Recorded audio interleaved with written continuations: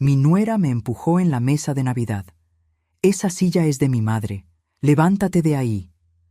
Caí al suelo delante de toda la familia, pero lo que ella no sabía es que, esa misma noche, yo cambiaría su vida para siempre.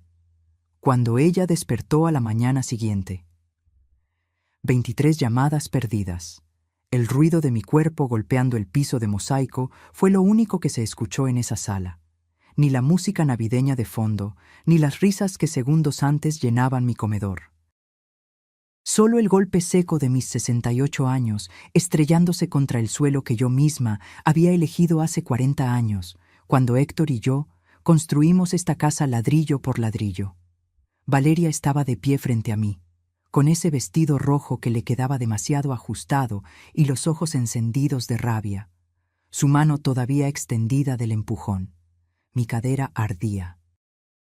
Sentí el frío del piso atravesando mi falda beige, esa que me había puesto con tanto cuidado esa mañana porque quería verme bien para la cena de Navidad. Para mi cena de Navidad, en mi casa.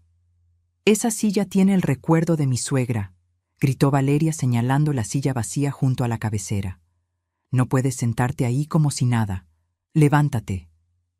Si esta historia resuena contigo, suscríbete al canal para seguir viendo historias reales como esta que necesitan ser contadas.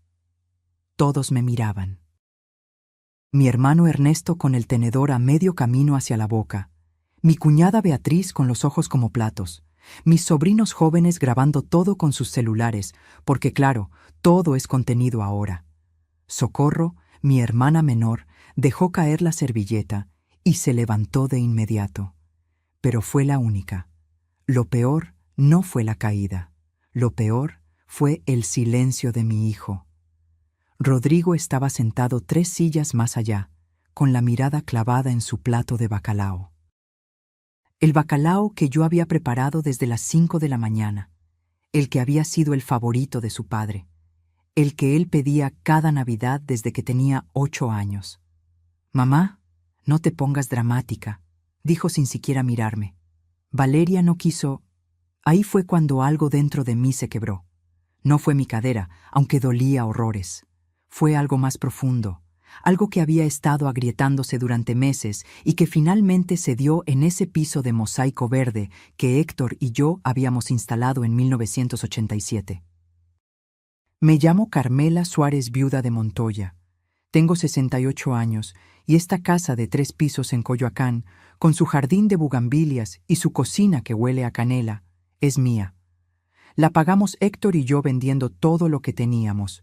Él trabajó doble turno en la fábrica automotriz durante 15 años. Yo vendía tamales y postres de puerta en puerta. Cuando Rodrigo nació, yo cargaba al bebé en el rebozo mientras entregaba pedidos. Esta casa vale más de 8 millones de pesos ahora, según me dijo el valuador que Valeria trajo sin querer hace 2 meses. 8 millones que ella mira con ojos de tiburón cada vez que camina por estos pasillos que yo limpio, por estas paredes que yo pinto, por este jardín que yo riego cada tarde. Pero en ese momento, tirada en el suelo frente a 14 personas que supuestamente me querían, lo único que valía era mi dignidad. Y esa, definitivamente, no tenía precio. Socorro me ayudó a levantarme. Sus manos temblaban de rabia contenida. «Carmela, vámonos de aquí», me susurró. Pero yo negué con la cabeza. Esta era mi casa. Yo no me iba a ningún lado. Me sacudí la falda. Sentí cómo el dolor de la cadera se extendía por mi pierna, pero me mantuve derecha. Miré a Valeria directo a los ojos. Esos ojos color miel que mi hijo encontraba tan hermosos y que yo ahora veía tal como eran, calculadores, fríos, hambrientos. «Tienes razón», le dije con una calma que no sabía que tenía. «Esta silla tiene recuerdos importantes». Valeria sonrió, creyendo que había ganado. Pobrecita, no tenía idea. «Es la silla donde Héctor se sentaba cada Navidad», continué, y mi voz no temblaba. «Donde él bendecía la mesa, donde él nos daba su discurso sobre la familia y la gratitud. Pero Héctor está muerto, Valeria, hace 5 años, y yo soy su esposa, la dueña de esta casa. La madre de ese hombre que no ha movido un dedo para defenderme. El silencio ahora era diferente, pesado, denso como el mole que se había enfriado en la mesa. Así que siéntate tú si quieres, le dije. Total, parece que ya decidiste apropiarte de todo lo demás. Vi cómo Rodrigo levantaba la cabeza por fin. Vi la sorpresa en su cara, como si de pronto recordara que yo todavía existía. Que no era solo un mueble más de esta casa que él y su esposa ya habían empezado a repartirse en su mente. Volví a mi lugar, no en la silla de Héctor, sino en mi propia silla, la que siempre había sido mía, junto a la ventana desde donde se ve el árbol de limón que planté cuando Rodrigo hizo su primera comunión. Me senté con la espalda recta, aunque la cadera me gritaba, y seguí cenando. El resto de la noche pasó en una tensión espesa. Valeria no volvió a hablar. Rodrigo tampoco. Mis hermanos intentaban hacer conversación sobre el clima, sobre los sobrinos, sobre cualquier cosa que no fuera el elefante en la sala, que acababan de presenciar cómo mi nuera me había tirado al suelo y mi hijo no había dicho nada. Pero yo sonreía, porque mientras cortaba mi pedazo de pay de nuez, mientras servía café de olla en las tazas de talavera que heredé de mi madre, mientras escuchaba a medias las conversaciones nerviosas, mi mente estaba en otro lugar. Estaba pensando en la carta que Héctor me había dejado antes de morir, la que guardaba en su estudio, en el cajón que nadie más sabía abrir porque tenía un seguro especial. Estaba pensando en todos los documentos que yo había firmado, en las escrituras, en los testamentos. Estaba pensando en el celular viejo de Héctor que todavía funcionaba y que tenía mensajes que Rodrigo nunca había visto. Estaba pensando que Valeria había cometido un error enorme. Me había subestimado. Esa noche, después de que todos se fueron y la casa quedó en silencio, después de que Rodrigo y Valeria se encerraran en su habitación sin siquiera preguntarme si estaba bien, yo no me fui a dormir.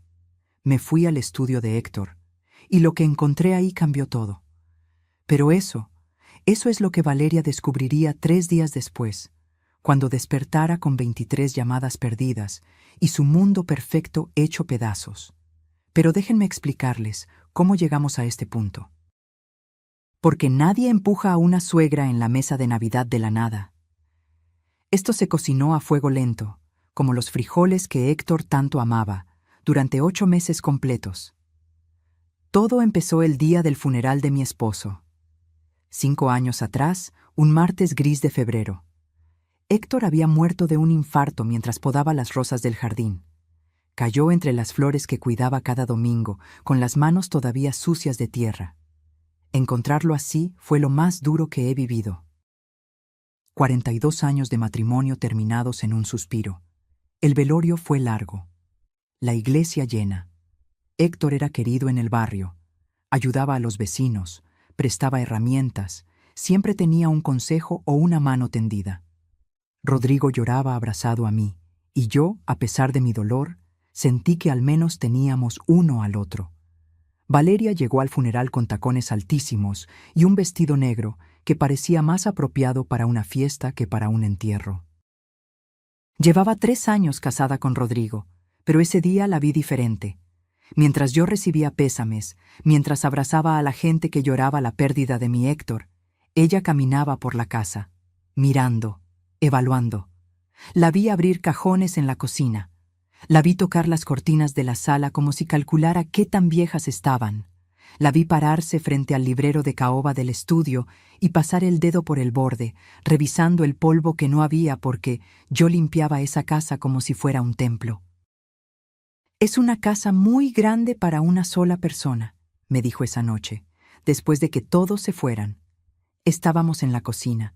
Yo lavaba tazas con las manos temblorosas del llanto contenido. «¿No te da miedo quedarte aquí sola, suegrita?» Suegrita, así me llamaba, con ese diminutivo que sonaba cariñoso pero que tenía veneno debajo. «Esta es mi casa», le respondí. «Héctor y yo la construimos. Aquí crié a Rodrigo. Aquí están todos mis recuerdos». Ella sonrió, una sonrisa que no llegaba a sus ojos. «Claro, claro, solo decía». Los primeros meses después de la muerte de Héctor fueron un infierno de soledad. La casa que siempre había estado llena de vida ahora crujía con silencios. Preparaba café para dos por costumbre y luego recordaba. Ponía la mesa para dos. Hablaba sola pensando que él me respondería desde el jardín. Rodrigo venía a visitarme los domingos, pero las visitas se fueron espaciando. Primero cada 2 semanas, luego una vez al mes. Siempre con excusas, trabajo, compromisos, cansancio. Valeria nunca lo acompañaba.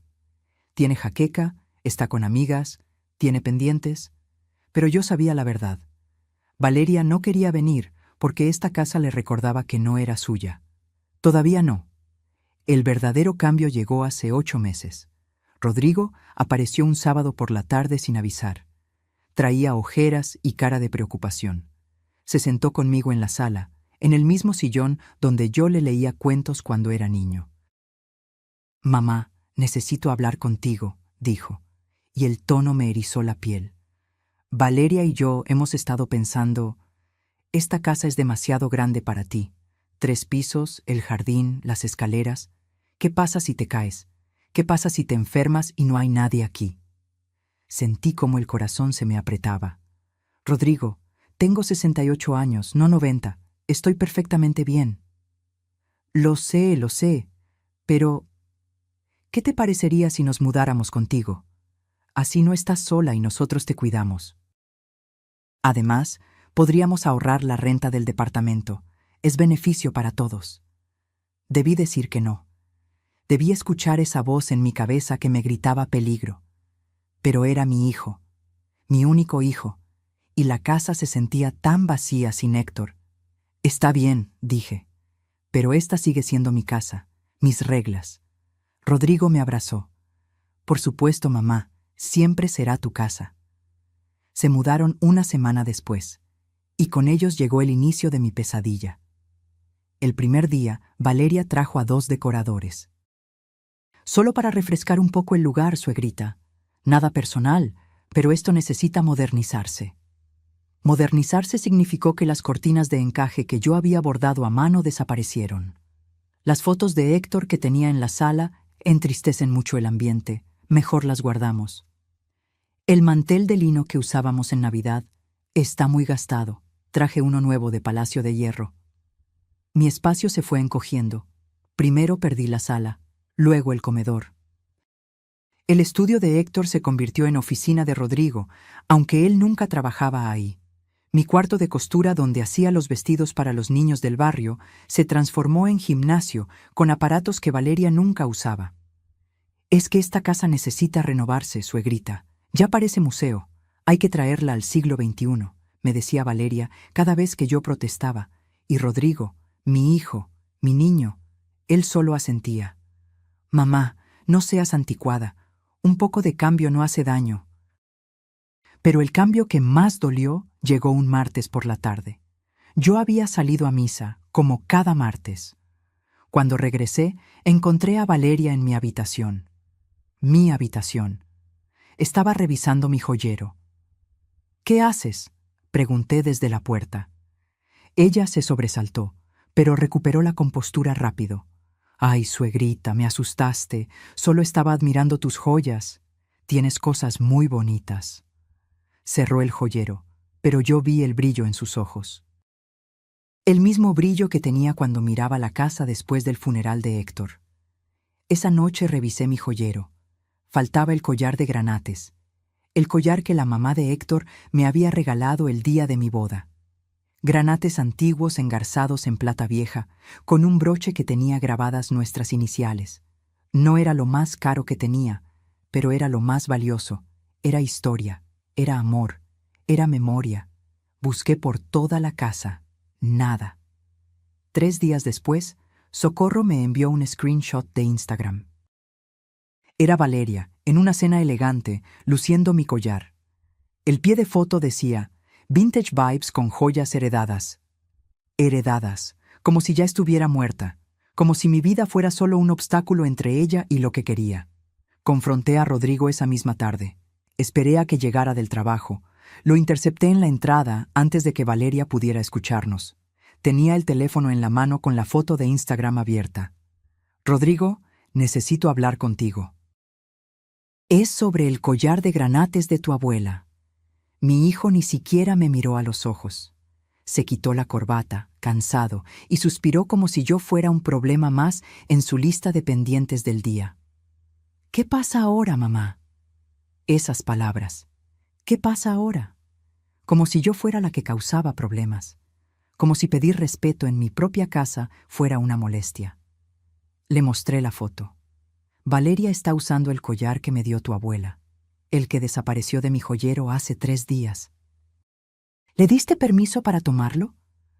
Rodrigo miró la pantalla apenas un segundo. Ay, mamá, solo lo pidió prestado. Va a devolverlo. ¿Prestado? Entró a mi habitación sin permiso, tomó algo que no es suyo y lo está presumiendo en redes sociales como si fuera una herencia que ya le pertenece. Estás exagerando. Esas 2 palabras me golpearon más fuerte que el empujón que vendría meses después. Exagerando. Yo. La que había criado a este hombre sola durante años, mientras Héctor hacía turnos dobles.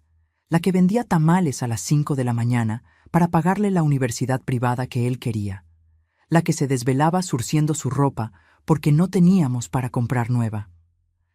No estoy exagerando, Rodrigo. Ese collar tiene un valor sentimental que no puedes comprar en ninguna joyería. Tu abuela me lo dio con sus propias manos 2 horas antes de casarme con tu padre. Me dijo, cuídalo como cuidas tu matrimonio, con amor y respeto. Y ahora tu esposa lo toma como si nada. Rodrigo se pasó la mano por el pelo, ese gesto que hacía desde niño cuando no quería enfrentar algo. Mamá, Valeria no sabía que era tan importante para ti. Además, ¿no crees que estás siendo un poco egoísta? Egoísta. La palabra quedó flotando entre nosotros como humo tóxico. Sentí como el aire se me escapaba de los pulmones. Mi propio hijo, el niño que amamanté durante 2 años porque no teníamos dinero para fórmula, me llamaba egoísta por querer conservar lo poco que me quedaba de su padre y su abuela. ¿Egoísta? Repetí, y mi voz sonaba hueca hasta para mí misma. ¿Defender lo que es mío es egoísmo? Es solo un collar, mamá. No te mueres por prestarlo. Valeria lo va a cuidar. En ese momento, Valeria apareció en la escalera. Llevaba pants de marca y una blusa de seda que costaba más que mi pensión de 2 meses. Se había cortado el pelo, ahora lo traía corto y moderno, muy diferente al estilo discreto que usaba cuando se casó con Rodrigo. ¿Pasa algo?, preguntó con esa voz dulce que usaba cuando había testigos. Carmela está molesta por el collar, dijo Rodrigo, y noté cómo ya no me decía mamá delante de ella. Carmela, como si fuera una extraña. Valeria bajó las escaleras con calma, sonriendo. Ay, suegrita, lo siento mucho. No sabía que te molestaría. Lo vi en tu joyero cuando buscaba unas aspirinas en tu buró y me pareció tan hermoso. Pensé que no te importaría que lo usara una noche. Ya sabes, para sentirme parte de la familia. Mentirosa. Las aspirinas estaban en el botiquín del baño, no en mi habitación. Y mi joyero estaba en el tocador, no en el buró. Pero ella hilaba su mentira con la misma facilidad con que yo hilaba estambre, y Rodrigo se la tragaba completa. Por supuesto que te lo devuelvo, continuó. Lo mandé a limpiar con un joyero en Polanco. Las piedras estaban opacas, suegrita. Necesitaba una limpieza profesional. Te va a encantar cómo quedó. Una limpieza profesional. Como si yo no hubiera cuidado ese collar durante 40 años. Como si mis manos fueran sucias o descuidadas. ¿Cuándo me lo devuelves?, pregunté directo. En cuanto esté listo. 1 semana, máximo 2. Pasaron 2 semanas, luego 3, luego 1 mes. Cada vez que preguntaba, Valeria tenía una excusa diferente. Ay, se me olvidó recogerlo. El joyero está de vacaciones. Hubo un problema con el seguro, pero ya casi. Al segundo mes dejé de preguntar, porque entendí algo. nunca me lo iba a devolver, y Rodrigo nunca me lo iba a exigir. Una tarde, Socorro vino a visitarme. Hacía tiempo que no platicábamos bien, entre la mudanza de Valeria y Rodrigo, y mi vergüenza de admitir que las cosas no estaban bien. Mi hermana se sentó conmigo en la cocina, la única habitación que Valeria todavía no había renovado porque decía que cocinar no era lo suyo. «Carmela, ¿estás bien?», me preguntó Socorro mientras yo le servía café de olla. «Te veo más delgada, más callada». Y ahí, en mi propia cocina, rodeada del olor a canela que siempre me reconfortaba, me derrumbé. Le conté todo: el collar, los cambios en la casa, cómo Valeria entraba a mi cuarto sin permiso, cómo mis cosas iban desapareciendo poco a poco. Las fotos de Héctor guardadas para no entristecerme, mis manteles renovados, mis espacios modernizados. Socorro me tomó las manos. Tenía los ojos llenos de lágrimas de rabia. «Esa mujer te está sacando de tu propia casa, Carmela, y Rodrigo la está dejando». «Es mi hijo», susurré. «No puedo pelear con mi hijo». «Pero él sí puede pelear contigo, ¿verdad? Él sí puede elegirla a ella sobre ti». No respondí, porque las dos sabíamos que era verdad. Esa noche, mientras Rodrigo y Valeria salían a cenar con amigos, entré a su habitación. No estoy orgullosa de haberlo hecho, pero necesitaba saber. Necesitaba confirmar lo que mi corazón ya sabía. Encontré mi collar en su joyero, entre pulseras de oro y aretes de diamantes que yo nunca había visto. El collar de granates de mi suegra, junto a otras piezas que reconocí, los aretes de perla de mi madre, el prendedor de jade que Héctor me regaló en nuestro aniversario número 20, una pulsera de plata con turquesas que era de mi abuela. Valeria no había mandado a limpiar nada. Se había robado mi vida, pieza por pieza, y la había guardado en su joyero como trofeos de guerra. Tomé el collar. Era mío. Pero cuando estaba a punto de salir, vi algo más.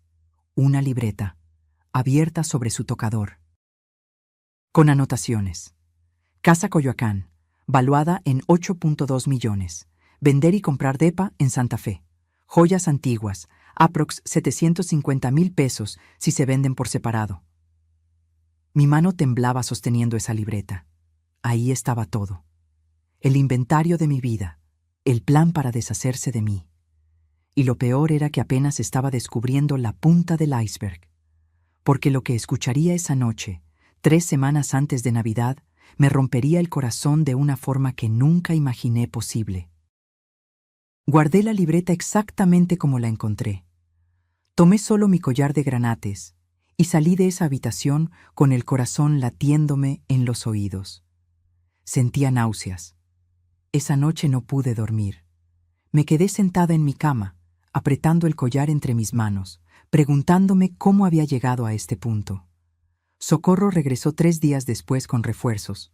Trajo a don Esteban, nuestro vecino de toda la vida. Él vivía 2 casas más allá, en esa construcción de cantera rosa con balcones de hierro forjado. Había sido notario durante 40 años antes de jubilarse y había sido amigo cercano de Héctor.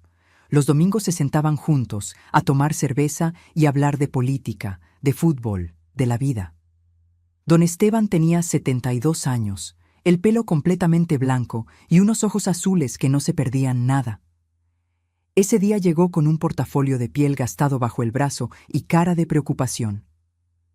«Carmela», me dijo después de que Socorro le sirviera café, «tu hermana me contó lo que está pasando y no me gusta nada». Estábamos sentados en la cocina, la puerta cerrada. Valeria había salido de compras y Rodrigo estaba en el trabajo. Por primera vez en semanas podía respirar tranquila en mi propia casa.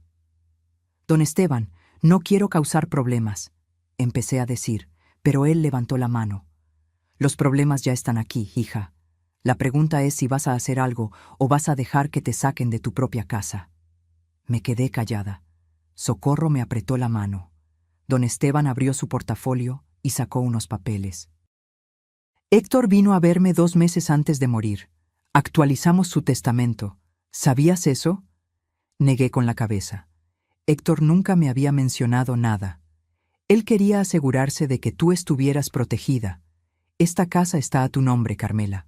Solo a tu nombre. Héctor la puso así hace 10 años.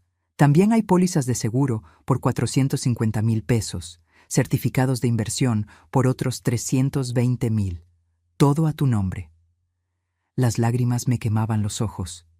Mi Héctor, cuidándome incluso después de muerto. Pero hay algo más, continuó don Esteban, y su tono se volvió serio. Hace 3 semanas, tu nuera vino a verme. Sentí cómo se me helaba la sangre. ¿Valeria fue a verte? Sí. Me preguntó sobre procesos de herencia, sobre cómo funcionan los testamentos, sobre qué pasa cuando alguien mayor ya no puede cuidar sus propiedades. Me preguntó específicamente sobre asilos y tutelas legales. Socorro soltó una palabrota que haría sonrojar a un marinero. Le dije que no podía darle esa información sin tu consentimiento, explicó don Esteban. Pero la conversación me dejó muy inquieto. Esa muchacha está planeando algo, Carmela, y no es nada bueno. Tiene una libreta, solté de repente, con valores, la casa, las joyas, todo está anotado. Don Esteban asintió como si eso confirmara sus sospechas. Necesitas protegerte, ahora, antes de que sea tarde. Pero es la esposa de mi hijo, protesté, aunque mi voz sonaba débil hasta para mí. No puedo simplemente... ¿No puedes qué? ¿Defender lo que es tuyo? ¿Lo que Héctor trabajó 40 años para darte? Carmela, escúchame bien. Esa mujer es una víbora, y las víboras muerden. Socorro se inclinó hacia mí. Hermana, te quiero, y porque te quiero, voy a ser dura contigo. Estás siendo ingenua. Valeria te está usando. Y Rodrigo, perdóname que lo diga así, pero tu hijo es un cobarde que eligió a esa mujer sobre su propia madre. Quise defenderlo. Quise decir que Rodrigo solo estaba confundido, que ella lo manipulaba, que en el fondo seguía siendo mi niño. Pero las palabras no salieron, porque en el fondo sabía que Socorro tenía razón. Esa tarde, después de que don Esteban y Socorro se fueran, me quedé sola en la cocina preparando la cena. Picaba cebolla para el arroz cuando escuché voces arriba. Valeria había regresado y estaba hablando por teléfono. Me acerqué al pie de las escaleras. No para espiar, me dije a mí misma. Solo para saber si necesitaba algo. No, mi amor, todavía no, decía Valeria, y su voz tenía ese tono mimoso que usaba con Rodrigo. Pero ya casi. La vieja está cada vez más confundida. El otro día olvidó dónde puso las llaves. Ayer se quejó de que le dolía la cabeza todo el día. Mentiras. Yo no había olvidado ninguna llave, y mi cabeza dolía porque llevaba noches sin dormir, preocupándome por todo esto. Ya hablé con el notario del barrio. Es un viejo amargado. No me quiso ayudar. Pero encontré otro en Insurgentes que dice que puede acelerar los trámites si demostramos que no puede vivir sola. Sí, mi vida. 8 millones. Imagínate lo que podemos hacer con eso. Un departamento en Santa Fe, el coche nuevo que querías, esas vacaciones en Europa. 8 millones. El precio de mi vida. El precio de 40 años de trabajo, de amor, de memorias. Rodrigo ya está convencido. Anoche le dije que encontré a tu mamá hablando sola en el jardín. Que me preocupa que esté perdiendo la cabeza. Pobrecito, se puso tan triste. Pero es por su bien, ¿no? Los asilos modernos son lindos. Tienen jardines, actividades. Estará mejor ahí que sola en esta casa enorme. Me tapé la boca para no gritar, para no subir esas escaleras y encararla, porque necesitaba escuchar más. Necesitaba saber hasta dónde llegaba la traición. ¿La cena de Navidad? Sí, vienen todos, sus hermanos, sobrinos, toda la familia. Va a ser perfecto. Entre más testigos vean lo frágil que está, mejor para nosotros. Ya sabes, un empujoncito aquí, una confusión allá, nada grave, solo suficiente para que todos se preocupen y apoyen la idea del asilo. Un empujoncito. Las palabras resonaron en mi cabeza como campanas de advertencia. Subí a mi habitación en silencio. Cerré la puerta con seguro. algo que había empezado a hacer desde que encontré a Valeria revisando mis cosas. Me senté en la cama que había compartido con Héctor durante 40 años y abracé su fotografía. «¿Qué hago, mi amor?», le susurré a la foto. «¿Qué hago?». Pero Héctor no podía responder. Y yo estaba sola, en mi propia casa, siendo casada como presa por la mujer que mi hijo había elegido sobre mí. Socorro tenía razón. Don Esteban tenía razón. Todos tenían razón. Pero yo todavía no estaba lista para aceptarlo. Todavía creía que Rodrigo reaccionaría, que me defendería, que recordaría quién lo había criado. Todavía creía en el amor de mi hijo. Y esa creencia, esa esperanza tonta, casi me cuesta todo. Los siguientes días fueron una tortura silenciosa. Cada vez que veía a Valeria, recordaba su conversación telefónica. Un empujoncito aquí, una confusión allá. Cada vez que Rodrigo me preguntaba cómo estaba, me preguntaba si realmente le importaba o si solo estaba evaluando qué tan frágil me veía. La Navidad se acercaba y yo seguía haciendo los preparativos como autómata. Compré los ingredientes para el bacalao. Saqué los adornos navideños del desván. Limpié la casa de arriba abajo, aunque cada movimiento me dolía. No físicamente, el dolor estaba más adentro, en ese lugar donde guardamos el amor por nuestros hijos. Valeria me observaba, la sentía, como un buitre esperando a que su presa dejara de moverse. El 23 de diciembre por la noche, Socorro llamó para confirmar que vendría temprano el día siguiente para ayudarme con la cena. «¿Estás segura de hacer esta cena, Carmela? Después de todo lo que me contaste...». «Es Navidad», le respondí, «y sigue siendo mi casa, mi familia». Pero esa noche, la del 24 de diciembre, mi mundo terminó de desmoronarse. Eran las 11 de la noche. Yo no podía dormir. El insomnio se había vuelto mi compañero constante en esos meses. Bajé a la cocina en pantuflas y bata para hacerme un té de tila. Mientras el agua hervía, escuché voces. Venían de la habitación de Rodrigo y Valeria. Su puerta estaba entreabierta. Debí irme. Debí subir a mi cuarto y taparme los oídos. Pero algo me detuvo. Esa misma necesidad de saber la verdad que me había hecho revisar la libreta de Valeria. Esa necesidad de confirmar que todavía existía una pequeña parte del niño que había criado. Me acerqué al pasillo. Desde ahí podía escuchar perfectamente. «Rodrigo, ya no aguanto más», decía Valeria, y su voz sonaba cansada. «Esta casa se está cayendo a pedazos. Necesita reparaciones que cuestan una fortuna, y tu mamá se niega a invertir en nada». «Es que para ella esta casa es sagrada», respondió Rodrigo, y mi corazón saltó. Tal vez todavía me defendería. ¿Sagrada? Es vieja y anticuada. Rodrigo, esta propiedad vale más de 8 millones de pesos. 8 millones. Podríamos venderla y comprar un departamento increíble en Santa Fe, con seguridad, gimnasio, alberca, moderno, cómodo, y nos sobraría dinero para invertir. Ya sé, pero no puedo simplemente echar a mi mamá de su casa. Silencio, un silencio que me hizo contener la respiración. «No tienes que echarla», dijo Valeria, y el tono cambió. Se volvió suave, manipulador. «Hay lugares hermosos para adultos mayores, mi amor. Residencias con jardines, con enfermeras, con actividades. Lugares donde la gente de su edad puede convivir, hacer amigos, estar acompañada». «Un asilo», dijo Rodrigo, y la palabra cayó como una piedra. «Una residencia», corrigió Valeria. «No es lo mismo. Son lugares bonitos, Rodrigo, y ella estaría mejor ahí que aquí sola. Piénsalo. ¿Qué pasa si se cae en las escaleras? ¿Si se enferma en la madrugada? ¿Si se le olvida cerrar la llave del gas? Mi mamá está bien. Tiene 68 años, no 90. Amor, la he visto olvidar cosas. Hablando sola en el jardín. Confundida con las fechas. No es culpa de nadie, solo es la edad, pero necesita cuidados que nosotros no podemos darle. Mentiras. Todo eran mentiras. Pero mi hijo... Déjame pensarlo, dijo Rodrigo después de un silencio eterno. Y ahí fue cuando algo dentro de mí murió.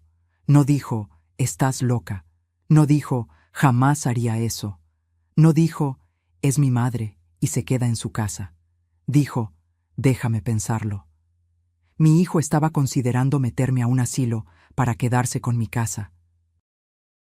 Piénsalo bien, continuó Valeria, y escuché el crujir de la cama. Tu mamá vivió su vida, tuvo su matrimonio, crió a su hijo, disfrutó su casa durante 40 años. Ahora nos toca a nosotros.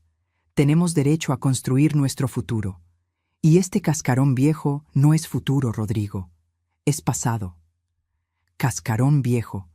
Así llamaba a la casa donde mi esposo murió podando rosas, a la casa donde nacieron los primeros pasos de mi hijo, a las paredes que pintamos juntos, a los pisos que elegimos con tanto cuidado. Tiene razón en que ya no puede mantener esto sola, admitió Rodrigo, y con esas palabras firmó mi sentencia. Retrocedí del pasillo. Mis piernas temblaban. Llegué a mi habitación sin saber cómo. Cerré la puerta. Y ahí, sola en la oscuridad, abracé la fotografía de mi boda con Héctor. Tenía 26 años en esa foto. Héctor 28. Nos veíamos tan jóvenes, tan llenos de esperanza. Él me había prometido cuidarme siempre. Habíamos construido esta vida juntos. Sudor, lágrimas, sacrificios. Vendimos todo para comprar este terreno. Vivimos en una construcción sin terminar durante 3 años. Comimos frijoles y tortillas durante meses para poder pagar los materiales. Y habíamos tenido un hijo al que amamos con cada fibra de nuestro ser. Un hijo por el que Héctor trabajaba turnos dobles mientras yo vendía tamales de madrugada. Un hijo que pagó su carrera de arquitecto porque yo cosía y bordaba vestidos para quinceañeras. Un hijo que tuvo todo lo que nosotros nunca tuvimos. Ese mismo hijo ahora estaba en la habitación de al lado, considerando encerrarme en un asilo para vender mi casa y comprarse un departamento en Santa Fe. Lloré esa noche como no había llorado desde la muerte de Héctor. Lloré en silencio, con la cara hundida en la almohada para que no me escucharan. Lloré por la ingenuidad de creer que el amor de madre era correspondido. Lloré por cada sacrificio que hice pensando que importaba. Lloré porque mi hijo me veía como un obstáculo, no como su madre. Pero entre las lágrimas algo empezó a crecer. No era tristeza, era algo más caliente, más oscuro, más poderoso. Era rabia, rabia porque había permitido que esto llegara tan lejos. Rabia porque me había hecho pequeña en mi propia casa. Rabia porque había aceptado insultos, robos, desprecios, todo por mantener la paz con un hijo que no me valoraba. Me levanté de la cama. Me miré en el espejo del tocador. Tenía los ojos rojos, el pelo despeinado, la bata arrugada. Me veía vieja, cansada, vencida. No, susurré a mi reflejo. Ya no. Abrí el cajón secreto de mi tocador, el que Héctor me había instalado para guardar documentos importantes. Saqué todo: escrituras de la casa, pólizas de seguro, certificados de inversión, el testamento, y encontré algo más: una carta, escrita con la letra de Héctor, fechada 2 semanas antes de su muerte. Mi Carmela, si estás leyendo esto, es porque ya no estoy contigo. Quiero que sepas que esta casa es tuya, solo tuya. La puse a tu nombre porque confío en ti, no en nadie más. Si alguien intenta sacarte de aquí, si alguien intenta hacerte sentir que no perteneces a tu propio hogar, defiéndete. No dejes que nadie te haga sentir pequeña. Eres más fuerte de lo que crees. Te amo. Siempre. Héctor. Leí la carta 3 veces. Con cada lectura sentía cómo la rabia se convertía en determinación, en claridad, en propósito. Héctor tenía razón. Yo era más fuerte de lo que creía. Y esa Nochebuena, durante la cena que yo misma preparé, con mi familia como testigo, Valeria me daría la oportunidad perfecta para demostrarlo. La mañana del 25 de diciembre amaneció clara. Demasiado clara para lo que se venía. Me levanté a las 5, como siempre lo hacía en Navidad. Puse el bacalao a remojar. Preparé el relleno para el pavo. Hice el arroz rojo con pasitas y almendras, la receta de mi madre. Corté las verduras para la ensalada navideña. Todo lo hice sola. Valeria apareció a las 11, ya maquillada y peinada, con un vestido rojo entallado que dejaba poco a la imaginación. «Ay, suegrita, ¿por qué no me despertaste? Te hubiera ayudado», dijo mientras se servía café. «Mentira, nunca me ayudaba. Ni siquiera sabía dónde guardaba las ollas». Rodrigo bajó media hora después, en pants, con cara de cruda. «Se había quedado hasta tarde viendo películas», dijo. «No me dio los buenos días». Solo preguntó si ya estaba el café. La familia empezó a llegar a las 3 de la tarde. Primero Socorro, gracias a Dios, con sus famosos buñuelos y chocolate de agua. Después mi hermano Ernesto con su esposa Beatriz y sus 3 hijos ya adultos. Luego mi hermana Refugio con su familia. En total éramos 14 personas en el comedor. Mi comedor, con el mantel que bordé hace 20 años, con la vajilla de Talavera que Héctor me regaló en nuestro aniversario número 15. Con las copas de cristal cortado que heredé de mi abuela. Todo estaba perfecto. La mesa se veía hermosa. El olor a pavo y ponche de frutas llenaba la casa. Los niños correteaban por el jardín. Era Navidad. Debería haber sido un día feliz. Valeria se sentó junto a Rodrigo, del lado izquierdo de la mesa. Socorro estaba a mi derecha. Yo me disponía a sentarme en mi lugar de siempre, junto a la ventana del árbol de limón, cuando Valeria se levantó de golpe. «Espera», dijo en voz alta. Todos voltearon a verla. «Esa silla no». Me quedé congelada, con la mano en el respaldo de mi silla. «¿Perdón?» Valeria señaló la silla vacía junto a la cabecera, la silla donde siempre se sentaba Héctor. Nadie se había sentado ahí en 5 años. Era un acuerdo tácito, una forma de honrar su memoria. «Esa silla», dijo Valeria, y su voz sonaba extrañamente aguda. «Esa silla tiene el recuerdo de mi suegra. No puedes sentarte ahí como si nada». El silencio cayó sobre la mesa como un manto pesado. Todos nos miraban, a ella, a mí, esperando. «Valeria», dije despacio, tratando de mantener la calma. «Esa es la silla de Héctor, mi esposo, y yo no me estoy sentando ahí. Me estoy sentando en mi silla, la de siempre». Pero ella no escuchaba, o no quería escuchar. Tenía los ojos brillantes, la mandíbula tensa, como si toda la actuación de meses hubiera llegado a su clímax, como si este fuera el momento para el que había estado ensayando. «No», gritó, «esa silla es sagrada, levántate de ahí». Y entonces lo hizo, me empujó, sus 2 manos contra mi pecho, fuerte, sin aviso. Tengo 68 años, mis huesos ya no son los de antes, mis reflejos tampoco, no tuve tiempo de agarrarme de nada, solo sentí el impacto, el desequilibrio y luego el piso. El golpe fue seco, horrible. Mi cadera derecha se estrelló contra los mosaicos verdes que Héctor y yo instalamos en 1987. El dolor me atravesó como un rayo. Por un segundo no pude respirar. El mundo se quedó en silencio. Luego todo explotó. «¡Carmela!», gritó Socorro, levantándose de inmediato. Sus manos me alcanzaban, intentaban ayudarme a levantarme. «¿Qué le hiciste?», rugió Ernesto, poniéndose de pie con tanta fuerza que su silla cayó hacia atrás. «Está loca», chilló mi sobrina Daniela, y vi el brillo de su celular. Estaba grabando. Por supuesto que estaba grabando. Todo es contenido ahora. Pero lo que más dolió, lo que me destrozó por completo, fue el silencio de Rodrigo. Mi hijo estaba sentado con el tenedor a medio camino hacia la boca. Me miraba ahí tirada en el suelo, con mi falda beige arrugada, con mi blusa blanca manchada de salsa, con mi dignidad hecha pedazos, y no se movía. «Rodrigo», susurré, y mi voz salió rota. «Hijo». Él bajó el tenedor lentamente. «Mamá, no te pongas dramática», dijo, y las palabras cayeron como piedras sobre mi pecho herido. Valeria no quiso.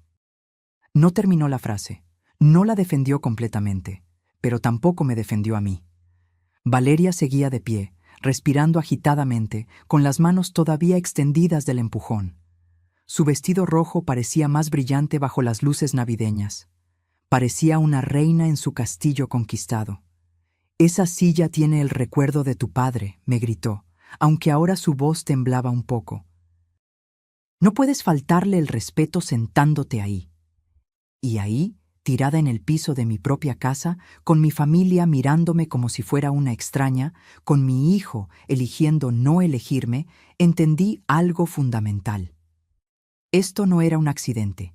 Esto no era un arranque de emoción navideña. Esto era teatro. Teatro cuidadosamente planeado para que toda mi familia me viera como lo que Valeria quería que vieran. Una vieja confundida que causaba problemas. Una mujer frágil que no podía cuidarse sola.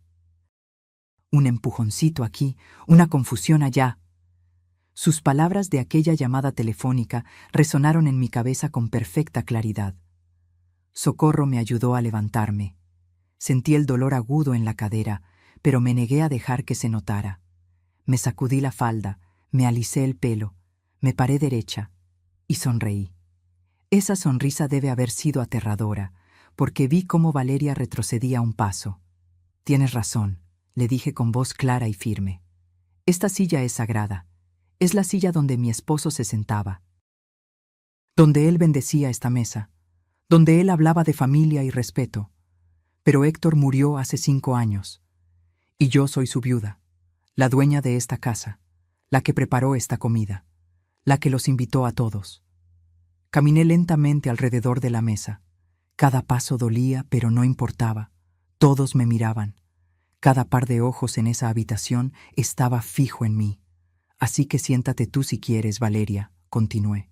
«Total, ya decidiste apropiarte de todo lo demás, mi collar, mis joyas, mis espacios». «¿Por qué no la silla también?». El silencio ahora era diferente, denso, incómodo.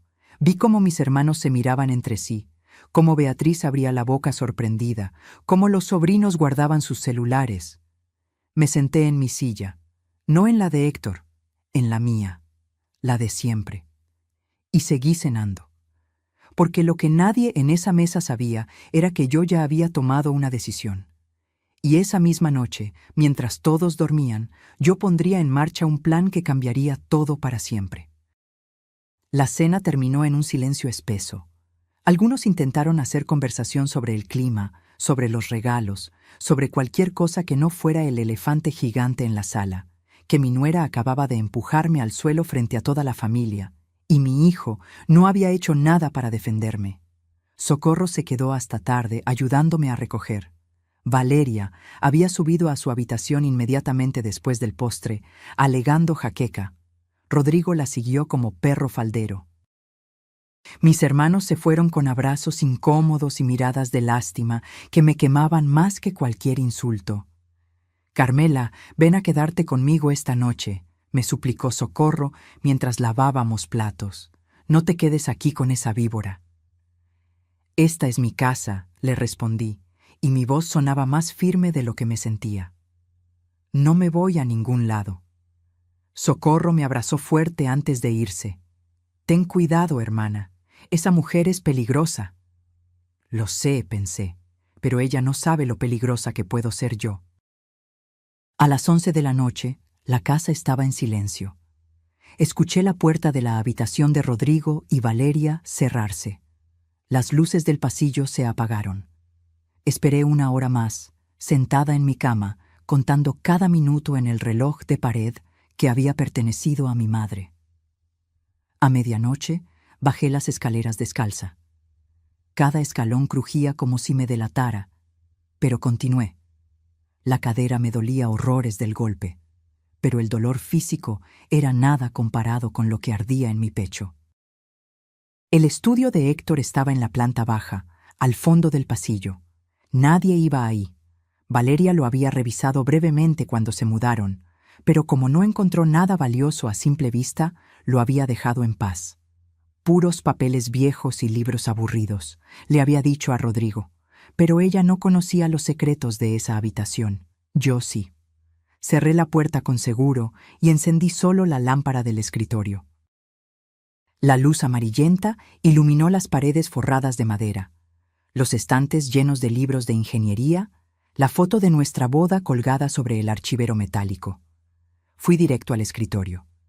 El cajón principal tenía un seguro que parecía ordinario, pero Héctor me había enseñado el truco. Había que presionar una esquina específica mientras jalabas o no abría. Había sido su forma de mantener documentos importantes protegidos. Presioné, jalé. El cajón cedió. Adentro estaba todo. Las escrituras de la casa con mi nombre en letras grandes y claras. Carmela Suárez, viuda de Montoya. Propietaria única. Las pólizas de seguro de vida que Héctor había sacado, 450,000 pesos, que yo ni siquiera sabía que existían. Certificados de inversión en CETES, por 320,000 pesos más. Una cuenta de ahorro en Banamex con 180,000 pesos. Mi esposo me había dejado casi 1,000,000 de pesos entre seguros e inversiones. Y yo viviendo con ansiedad, preguntándome si podría mantener la casa con mi pensión de 6,800 pesos al mes. Pero lo que más me impactó fue la carta, escrita a mano, fechada 2 semanas antes de su muerte. La misma que había encontrado días atrás, pero ahora la leí con otros ojos. Carmela, esta casa es tuya, nadie más. Si alguien intenta sacarte, si alguien intenta hacerte creer que no puedes sola, defiéndete. Eres más fuerte de lo que crees. Las lágrimas me quemaban, pero no de tristeza. De determinación. Seguí revisando. Encontré el testamento actualizado que Héctor había hecho con don Esteban. Todo estaba clarísimo. La casa para mí.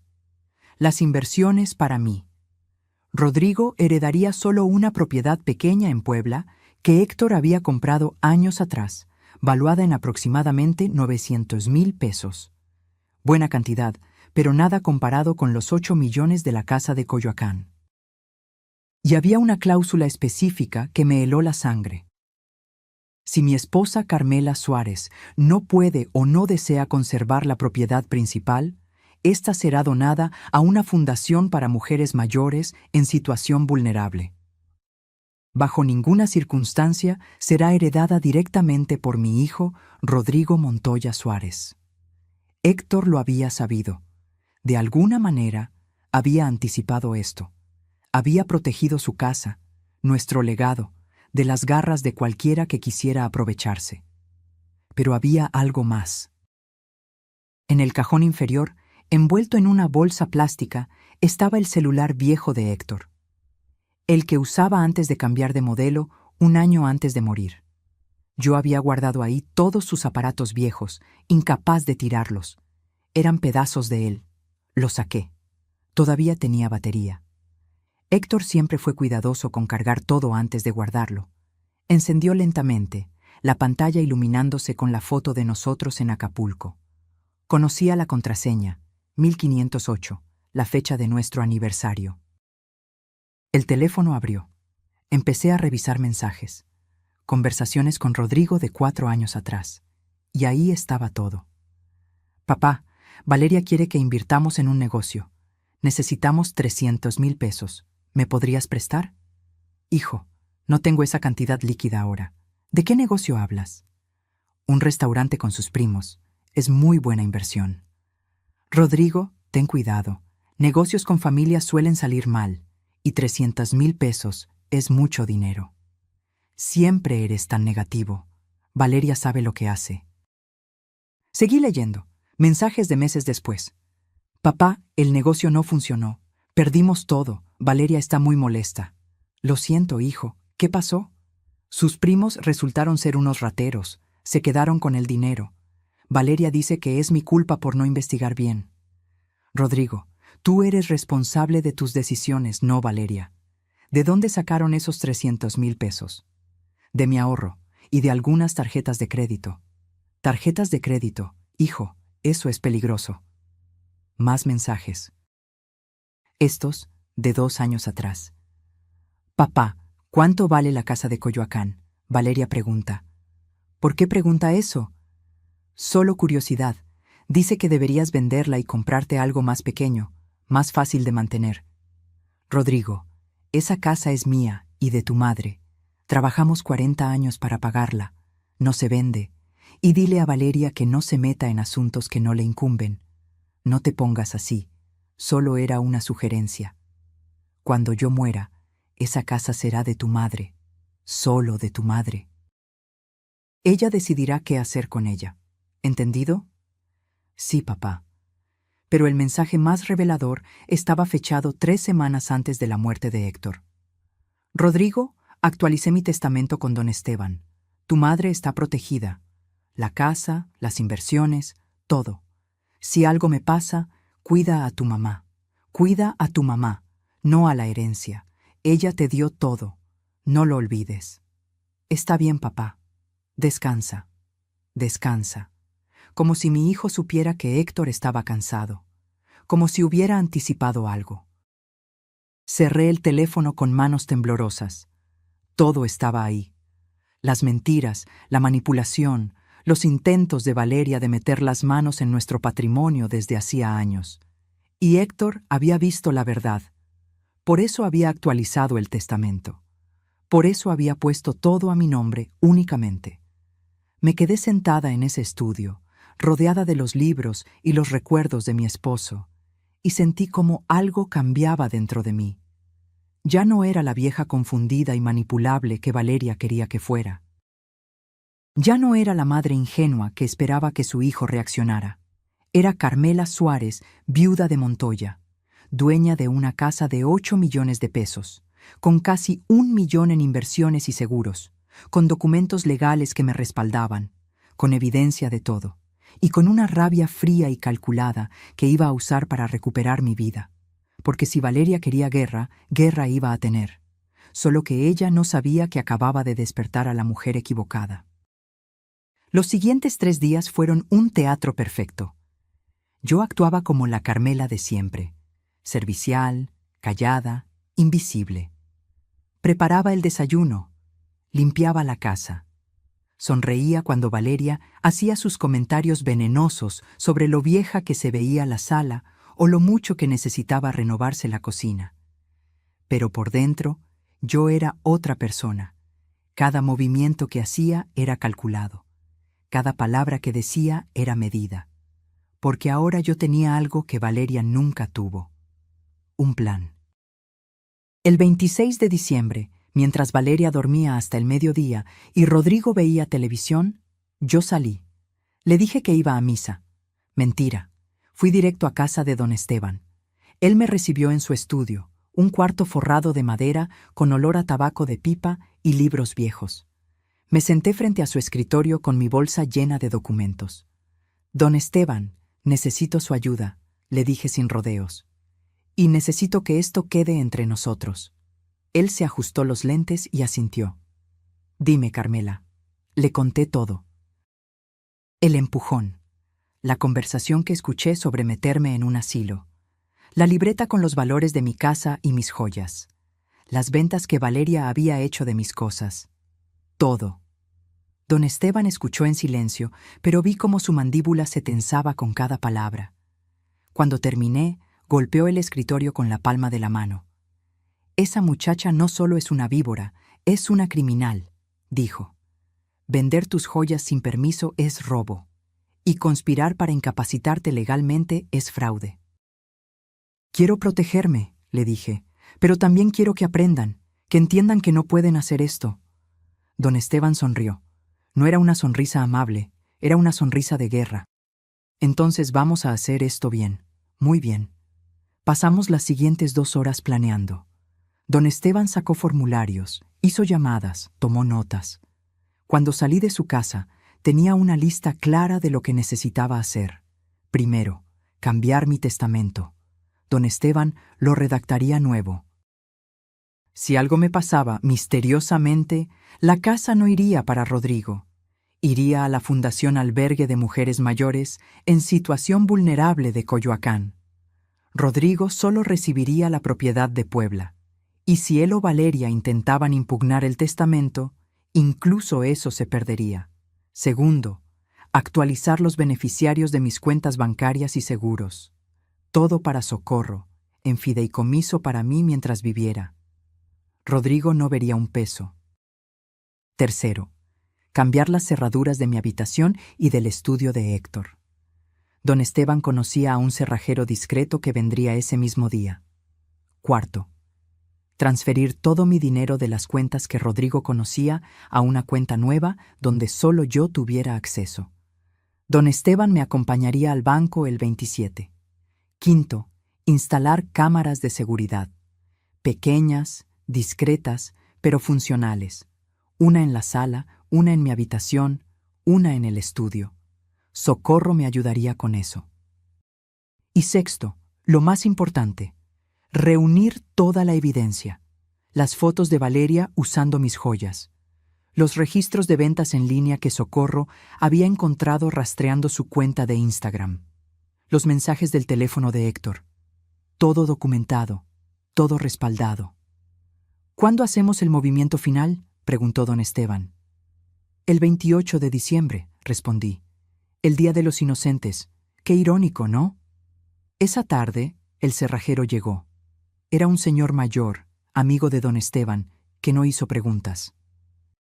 Cambió las cerraduras de mi habitación y del estudio mientras Valeria estaba en el gimnasio y Rodrigo trabajaba. Nadie entra sin su permiso ahora, señora Carmela, me dijo entregándome las únicas 2 llaves de cada puerta. Socorro llegó al anochecer con una bolsa discreta. Las cámaras, susurró. Son pequeñitas, se conectan al celular. Te enseño a usarlas. Tardamos 1 hora en instalarlas, una en la esquina de la sala, escondida entre los marcos de fotos. Una en mi habitación detrás del reloj, una en el estudio, en el librero. Nadie las notaría a menos que las buscara específicamente. Ahora puedes ver todo desde tu celular, me explicó Socorro mientras me mostraba la aplicación. Cualquier cosa que hagan, quedará grabado. El 27 de diciembre amaneció frío. Don Esteban pasó por mí a las 9 de la mañana. Le dije a Valeria que iba al doctor. Otra mentira. Fuimos directo al banco. La ejecutiva de cuentas me atendió en una oficina privada. Le expliqué que quería cerrar mi cuenta de ahorro anterior y abrir una nueva, que quería transferir todo. ¿Todo, señora Montoya? Todo, los 180,000 pesos de ahorro, y quiero retirar las inversiones en CETES también, los 320,000 pesos. Son 500,000 pesos en total. ¿Está segura? Completamente segura. Don Esteban intervino. También queremos que los beneficiarios de la póliza de seguro se actualicen. Media hora después, todo estaba hecho. Nueva cuenta, solo a mi nombre. Sin accesos para nadie más. Los beneficiarios cambiados de Rodrigo a Socorro, y solicité una tarjeta de débito nueva que llegaría en 5 días. Una cosa más, le dije a la ejecutiva.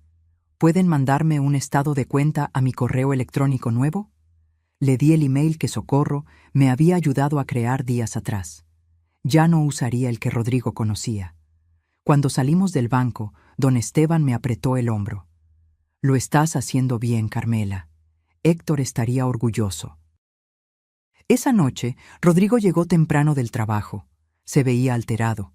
Entró directo a buscar a Valeria, quien estaba en la sala pintándose las uñas. «Necesito hablar contigo», le dijo en voz baja, pero yo estaba en la cocina y escuché todo. Fui al banco hoy a revisar unas cosas de mamá, para el tema del asilo, ya sabes, y la cuenta está cerrada. Silencio. ¿Cerrada?, preguntó Valeria, y su voz sonaba aguda. ¿Cómo que cerrada?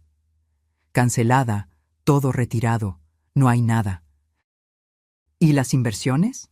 También, todo está vacío. Escuché cómo Valeria soltaba una palabrota. ¿Tu mamá hizo eso? ¿La vieja confundida y manipulable?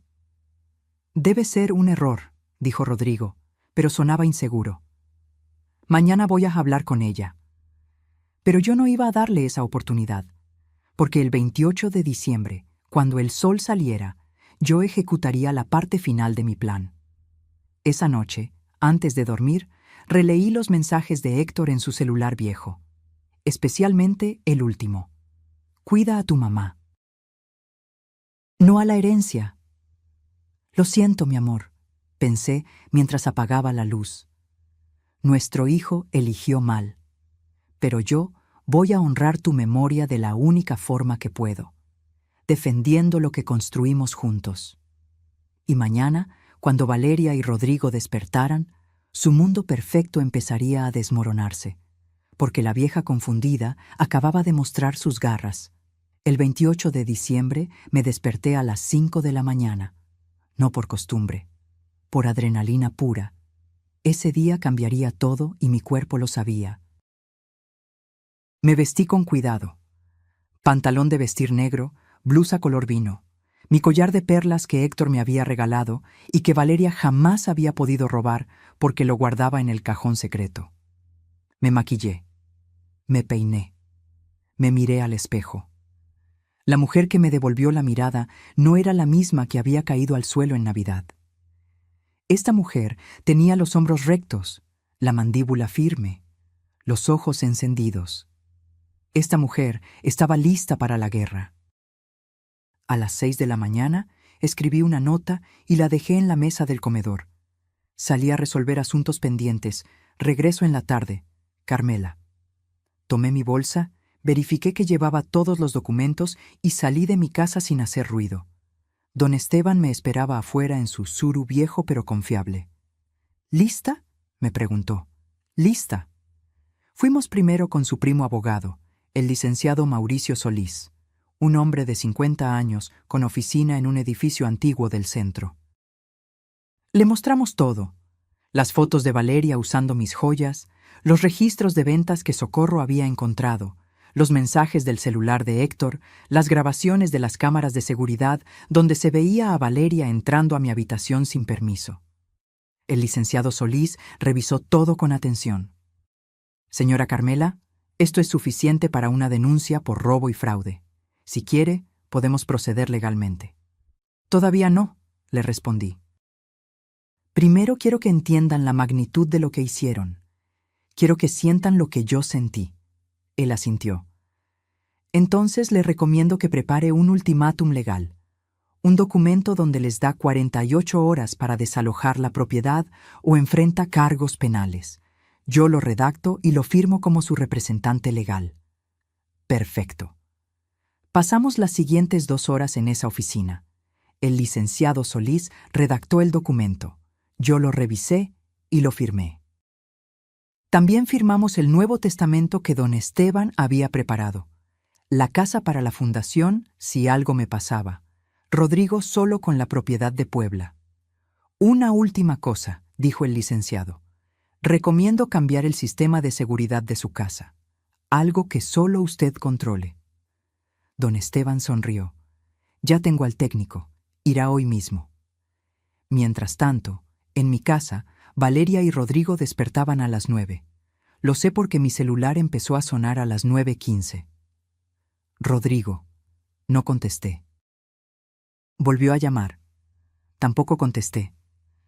Para las 11 de la mañana tenía 23 llamadas perdidas. 12 de Rodrigo, 11 de Valeria.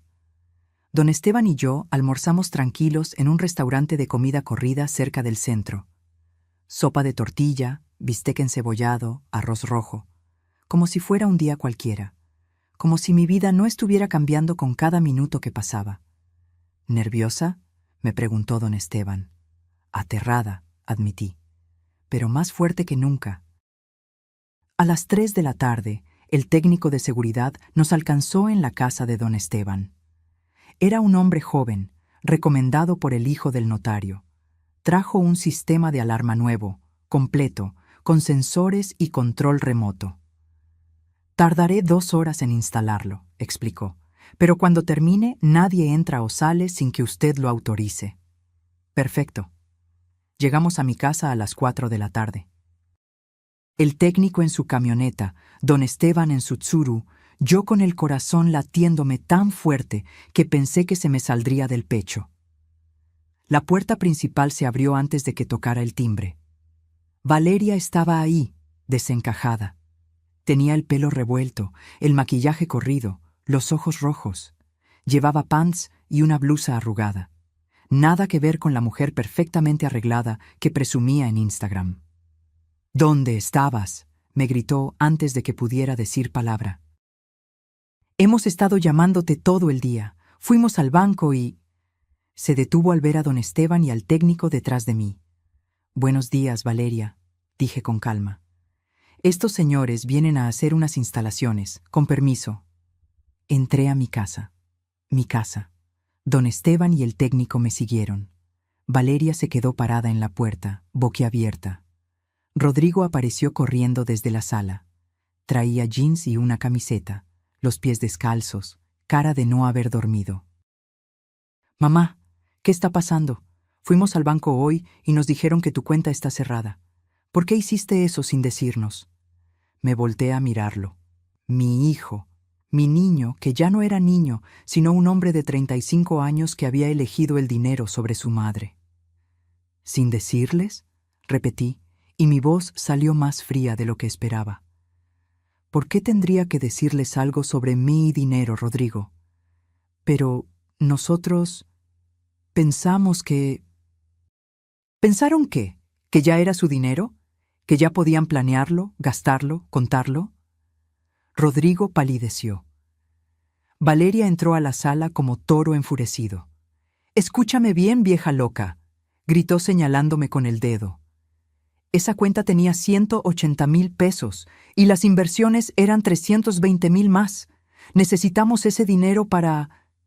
¿Para qué?, la interrumpí. ¿Para el departamento en Santa Fe? ¿Para las vacaciones en Europa? ¿Para el coche nuevo? Valeria se quedó helada. «Ah, ¿pensaste que no sabía?», continué. «Pensaste que era la vieja confundida que olvida llaves y habla sola en el jardín, la que necesita estar en un asilo bonito con jardines y actividades». Vi cómo el color se le iba de la cara a Rodrigo. «Mamá, yo nunca dije...» «No, tú solo dijiste, déjame pensarlo, cuando tu esposa sugirió meterme en un asilo para quedarse con mi casa». El silencio que siguió fue absoluto. El técnico, discretamente, empezó a trabajar en la instalación de la alarma. Don Esteban se quedó a mi lado, firme como un roble. Los escuché, les dije, y mi voz no temblaba. La noche del 24 de diciembre. Escuché toda su conversación, cada palabra, cada plan, cada mentira. Valeria retrocedió un paso. Rodrigo se dejó caer en el sillón. También encontré tu libreta, Valeria, la del inventario de mi casa y mis joyas. Y recuperé mi collar de granates de tu joyero, junto con todas las demás piezas que robaste. Yo no robé nada, empezó a decir Valeria, pero su voz sonaba débil. ¿No? Entonces explícame las ventas en tu cuenta de Instagram. 750,000 pesos en joyas antiguas vendidas en los últimos 6 meses. Joyas que eran mías. Joyas que desaparecieron de mi joyero. Tengo capturas de pantalla de todo. Tengo fechas. Tengo compradores que Socorro contactó y que confirmaron que compraron herencias de familia. Valeria abrió y cerró la boca como pez fuera del agua. Y tengo esto, dije sacando el celular viejo de Héctor de mi bolsa. Los mensajes donde Héctor le advertía a Rodrigo sobre ti, donde le decía que no te dejaras manipular, donde le recordaba que cuidara a su madre, no a la herencia. Rodrigo levantó la vista. Tenía lágrimas en los ojos. «Mamá, yo...» «También tengo grabaciones», continué, implacable. «De tus llamadas telefónicas, Valeria, donde planeas cómo hacerme ver confundida frente a la familia. Donde hablas de un empujoncito aquí, una confusión allá. Donde cuentas los millones que gastarás cuando me encierres en un asilo. Y ahí, en mi sala, rodeada de mis cosas y mi historia, vi cómo el mundo de Valeria se desmoronaba. Exactamente como ella había intentado desmoronar el mío. Valeria intentó recuperarse. Vi cómo su cerebro trabajaba a toda velocidad, buscando una salida, una excusa, una forma de voltear la situación. Pero ya no había escape. «Eso es ilegal», dijo finalmente, señalando hacia las cámaras ocultas. Grabar sin consentimiento es completamente legal cuando se hace en tu propia propiedad privada, la interrumpió don Esteban con voz calmada pero firme. Y la señora Carmela tiene todo el derecho de proteger su patrimonio de posibles robos. Yo no soy una ladrona, siseó Valeria. ¿No? Dije. Entonces devuélveme los 750,000 pesos de las joyas que vendiste. Ahora mismo. Silencio. No pensé que lo harías, continué. Rodrigo, ve a tu habitación y trae el joyero de tu esposa, el grande, el de terciopelo negro. Mi hijo me miró con ojos suplicantes. Mamá, por favor. ¡Ahora! Nunca le había gritado así, ni cuando era niño y rompió la ventana jugando pelota, ni cuando reprobó materias en la universidad. Nunca. Pero hoy era diferente.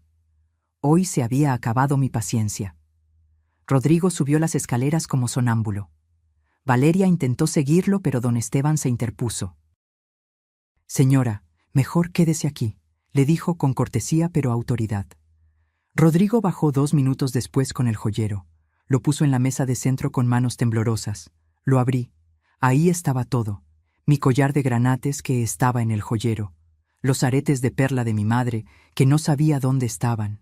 El prendedor de jade del aniversario número 20 que se había perdido en la mudanza.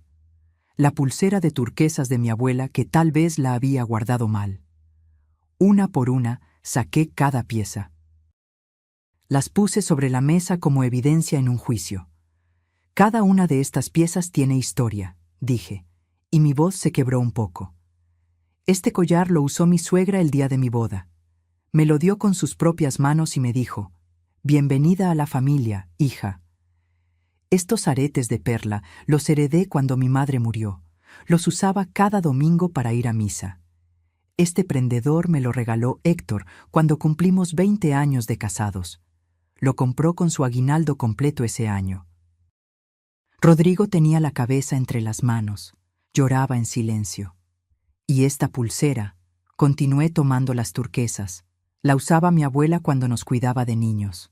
A tu padre y a mí nos encantaba verla brillar cuando nos preparaba a atole. Cuando murió, me la heredó diciéndome, «Cuídala para tu hijo». Miré a Rodrigo directo a los ojos. «Para ti, Rodrigo, para que tuvieras algo de tu bisabuela. Y tú dejaste que tu esposa la vendiera por 35,000 pesos a una desconocida en Instagram». «Yo no sabía», susurró él. «Te juro que no sabía». «¿No sabías?», repetí, y la rabia volvió a mi voz. ¿No sabías que tu esposa entraba a mi habitación sin permiso? ¿No sabías que vendía mis cosas en internet? ¿No sabías o no quisiste saber? No respondió. Me volteé hacia Valeria. Pero lo que más me duele no son las joyas. El dinero se recupera, las cosas se recompran. Lo que más me duele es que intentaste robarme mi dignidad, mi autonomía, mi derecho a vivir en mi propia casa. Saqué mi celular. Busqué la grabación que había hecho de su llamada telefónica. Le di play. La voz de Valeria llenó la sala. Ya casi convenzo al pendejo de Rodrigo de meter a su mamá a un asilo. La vieja está cada vez más confundida. 8 millones. Imagínate lo que podemos hacer. Vi cómo Rodrigo levantaba la cabeza bruscamente. Cómo miraba a Valeria con algo que nunca había visto en sus ojos. Repulsión. ¿Esto es verdad?, le preguntó a su esposa con voz ronca. Yo... Estaba bromeando. Era... ¿Me llamaste pendejo? ¿Planeaste encerrar a mi madre en un asilo para vender su casa? No es solo su casa. Tú también tienes derechos. Eres su hijo. Es su casa, gritó Rodrigo poniéndose de pie. La construyó con mi padre. Es suya. Por un segundo vi un destello del niño que había criado, del hombre que Héctor había soñado que sería, pero solo fue un segundo. Rodrigo, mi amor, empezó Valeria con voz melosa, tu mamá nos está manipulando. Está jugando a la víctima. Nosotros solo queríamos ayudarla, protegerla. La empujaste en Navidad, gritó él. La tiraste al suelo frente a toda la familia. Fue un accidente.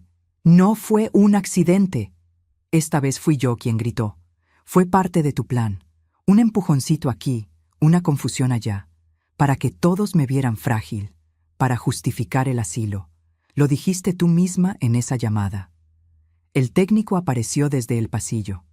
Señora Carmela, el sistema está listo. ¿Quiere que le explique cómo funciona? Sí, por favor.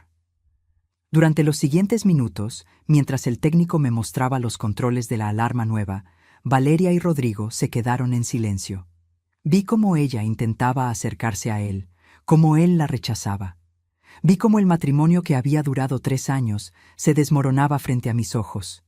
Y no sentí satisfacción, sentí tristeza, porque ese era mi hijo perdiendo su matrimonio, pero era un matrimonio podrido desde la raíz.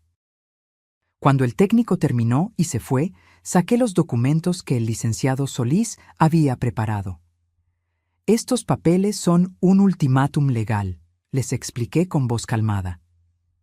Tienen 48 horas para desalojar esta propiedad. Pueden llevarse solo lo que trajeron cuando se mudaron.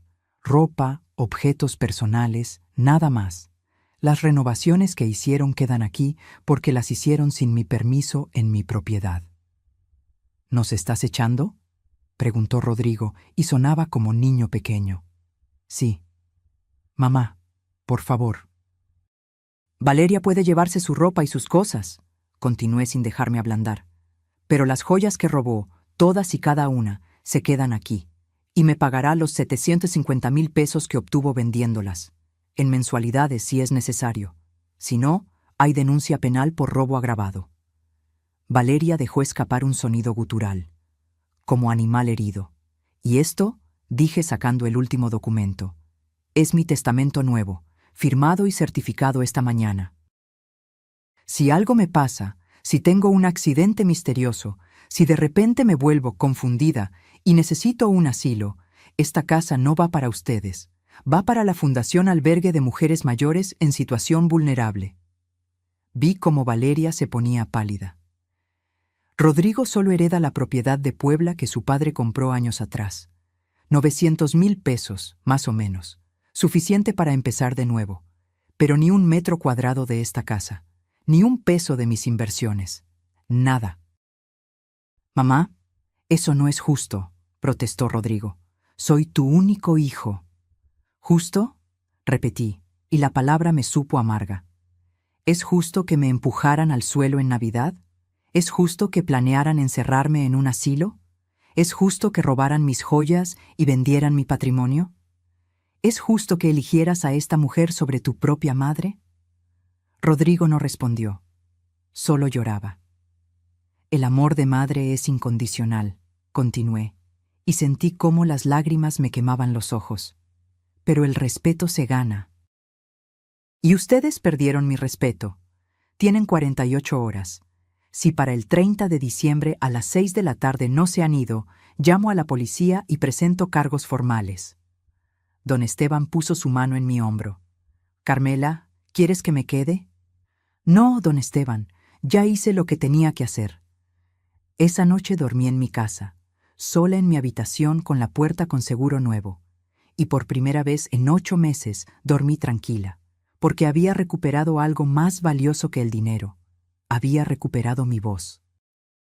Las siguientes 48 horas fueron las más largas de mi vida, no porque dudara de mi decisión, sino porque significaba ver a mi hijo empacar su vida y salir por esa puerta sin saber cuándo volvería.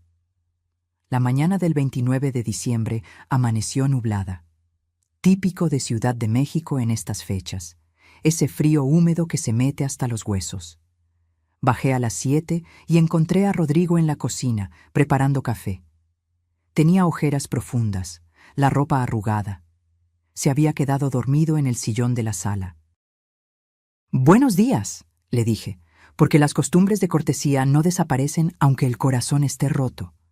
«Mamá», empezó él, pero levanté la mano. «El plazo sigue corriendo. Mañana a las 6 de la tarde. Lo sé. Solo, ¿podemos hablar?» Me serví café. El olor a canela me reconfortó. Héctor siempre le ponía una raja de canela al café. Yo había continuado con esa tradición. «Tienes 5 minutos», dije sentándome en la mesa donde había desayunado durante 40 años. Rodrigo se sentó frente a mí. Parecía haber envejecido 10 años en 2 días. Mamá, cometí errores, muchos errores. No te defendí cuando debí. Dejé que Valeria te faltara al respeto. Consideré cosas que nunca debí considerar. Tomé mi café en silencio, esperando. Pero sigo siendo tu hijo, continuó, y su voz se quebró. Sigo siendo el niño que criaste, el que cuidaste cuando tuvo neumonía a los 6 años, el que defendiste cuando todos decían que no llegaría a nada. Lo sé, dije, y las palabras me dolieron al salir. Por eso duele tanto. Entonces dame otra oportunidad, déjame arreglarlo. Bebí mi café despacio. Recordé todas las veces que ese mismo niño me había pedido otra oportunidad. Cuando rompió el jarrón de mi madre jugando dentro de la casa, cuando sacó malas calificaciones, cuando chocó el coche de su padre, y yo siempre le había dado esa oportunidad. Pero esto era diferente. Esto no era un jarrón roto o una calificación baja. Esto era traición. ¿Dónde estabas cuando tu esposa me empujó al suelo?, pregunté mirándolo a los ojos. Rodrigo bajó la mirada. Ahí, en la mesa. ¿Y qué hiciste? Silencio. Nada, respondí por él. No solo no hiciste nada, me dijiste que no fuera dramática. Como si estar tirada en el suelo a mis 68 años fuera drama. Lo sé, mamá, lo sé y me arrepiento. ¿Te arrepientes porque lo entiendes o porque te descubrí? Esa pregunta lo dejó sin palabras. Valeria apareció en la cocina en ese momento. Traía el pelo recogido en una cola, sin maquillaje, en pants. Me sorprendió verla así, vulnerable, real. Carmela, dijo, y noté que no me dijo suegrita. Necesito hablar contigo. No tengo nada que hablar contigo. Por favor, solo 5 minutos. Miré a Rodrigo. Él asintió.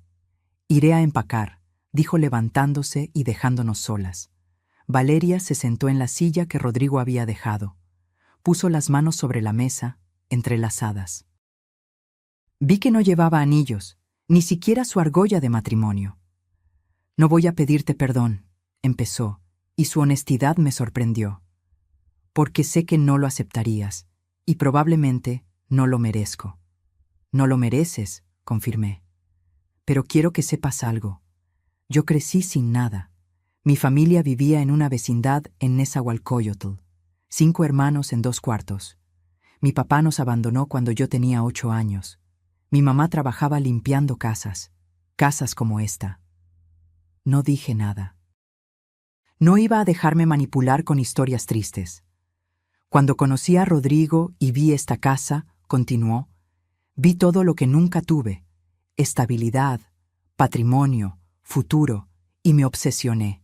Pensé que si conseguía esto, nunca más tendría que preocuparme, nunca más sería esa niña pobre de Neza. Y decidiste quitármelo a mí, dije sin compasión. Sí, lo decidí, porque en mi cabeza tú ya habías vivido tu vida. Tuviste un esposo que te amaba, un hijo, una casa. Yo solo quería mi turno. Me quedé mirándola. Vi a una mujer rota por su propia ambición. Alguien que había confundido tener cosas con ser alguien. Valeria, yo también venía de la pobreza, le dije. Mi padre era albañil. Mi madre vendía tamales. Crecí viendo cómo luchaban por cada peso. Héctor y yo construimos todo desde cero. Vivimos en una obra en construcción durante 3 años. Comimos frijoles y tortillas durante meses. Trabajamos hasta sangrar. Ella me miraba con atención. La diferencia entre tú y yo, continué, es que yo nunca pensé en quitarle a nadie lo suyo para tener lo mío. Trabajé, sufrí, sacrifiqué, pero nunca robé, nunca manipulé, nunca traicioné. Lo sé, susurró Valeria, y por eso perdí. Se levantó de la mesa. Antes de irse, se volteó. Para lo que vale, Rodrigo sí te ama. Solo es débil. Yo lo hice débil. No, la corregí. Él eligió ser débil. Nadie te hace algo que no permites. Valeria asintió y subió las escaleras. El resto del día transcurrió en un silencio pesado. Los escuchaba moverse arriba, abriendo y cerrando cajones, arrastrando maletas, discutiendo en voz baja. Socorro llegó a las 3 de la tarde. Trajo comida, sabiendo que yo no habría cocinado. Arroz con pollo, frijoles, tortillas recién hechas. «¿Cómo estás?», me preguntó mientras calentaba la comida. «No lo sé», admití. «Siento que recuperé mi casa, pero perdí a mi hijo». «No lo perdiste. Él se perdió solo». Comimos en silencio en la cocina. El mismo lugar donde había llorado tantas noches. El mismo lugar donde Héctor me abrazaba después de días difíciles. El mismo lugar donde le di de comer a mi bebé hace 35 años. A las 5 de la tarde del 30 de diciembre, Rodrigo y Valeria bajaron con sus maletas. Tenían 3 maletas grandes cada uno, 2 cajas de libros, algunas bolsas con objetos personales. Nada más. Los vi acomodar todo en el coche de Rodrigo estacionado afuera. Nadie hablaba. Los vecinos observaban desde sus ventanas. Don Esteban salió a su jardín, vigilante, asegurándose de que no se llevaran nada que no les perteneciera. A las 5:45, todo estaba cargado. Rodrigo entró una última vez. Se paró en medio de la sala, mirando alrededor como si quisiera memorizar cada detalle. «Mamá», dijo, y su voz temblaba. «¿De verdad no hay forma de arreglar esto?». Sentí cómo se me rompía algo adentro, pero me mantuve firme. «Sí la hay, pero no es inmediata. Necesitas aprender quién eres sin ella. Necesitas recordar de dónde vienes, y necesitas entender que el respeto no se suplica, se merece. ¿Y si lo logro? ¿Si me divorcio? ¿Si cambio? ¿Si demuestro que puedo ser mejor?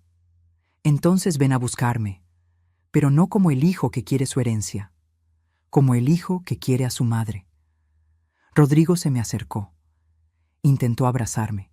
Me puse rígida. No lo rechacé, pero tampoco correspondí. «Te amo, mamá», susurró contra mi hombro. «Y yo a ti», respondí. «Pero amar no significa permitir». Se separó de mí. Tenía lágrimas rodando por las mejillas. Salió de la casa sin voltear atrás. Valeria no entró. Solo subió al coche, mirando al frente. Rígida, derrotada. Vi cómo el coche se alejaba por la calle de Coyoacán. Vi cómo doblaba en la esquina y desaparecía. Socorro me abrazó desde atrás. «Hiciste lo correcto», me dijo. «Entonces, ¿por qué duele tanto?» «Porque eres madre. Y el amor de madre duele incluso cuando haces lo necesario». Esa noche, sola en mi casa silenciosa, caminé por cada habitación. Toqué las paredes que Héctor había pintado. Me senté en el sillón donde él veía fútbol. Olí sus camisas que todavía guardaba en el closet. «Lo hice, mi amor», le susurré a su fotografía. «Los saqué, defendí nuestra casa, pero me siento tan vacía». Y ahí, en la casa que ahora era completamente mía otra vez, entendí algo fundamental. Recuperar tu espacio es solo el primer paso. Reconstruir tu vida es lo que viene después. 3 meses después. Es jueves por la tarde y don Esteban llegará en media hora para nuestro café semanal. Me gustan los jueves. Se han convertido en mi día favorito de la semana. Pongo música de Agustín Lara, preparo café de olla con mucha canela, saco las galletas de nuez que horneé ayer. La casa huele diferente ahora. Huele a mí, a pintura fresca, a flores del jardín, a pan recién hecho. Ya no huele a tensión o a mentiras. Pinté la sala hace un mes. Verde menta. El color que siempre quise, pero que Héctor decía que era muy atrevido. «Cuando seas viuda puedes pintarla del color que quieras», bromeaba.